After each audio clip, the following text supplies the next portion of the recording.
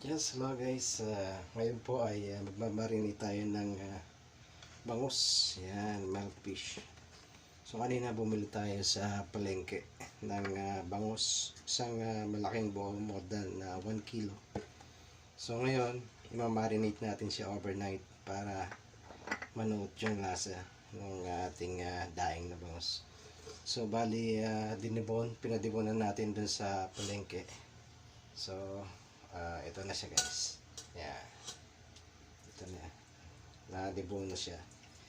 Yan. More than 1 kilo to guys. Yan. Then, meron po tayo ditong vinegar, black pepper. Yan. Mas malasa to yung madurog lang ng konti. And then, salt. And then, minced garlic. Yan.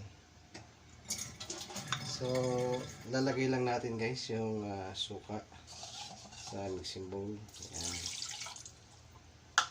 And then, half teaspoon na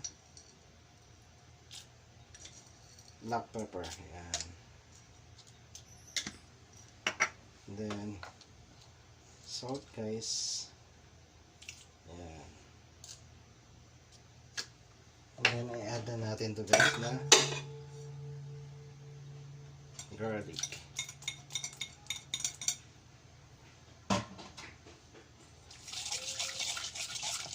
Yeah, so ito na yun guys. Mix lang natin.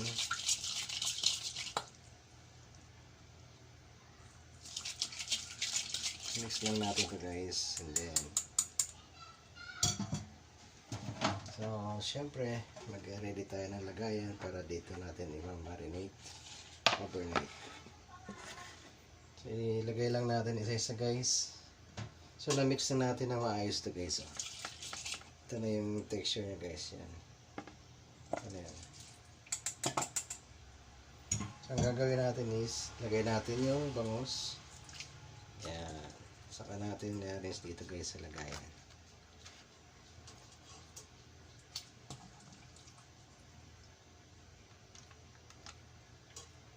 Ito yung ulo niya guys.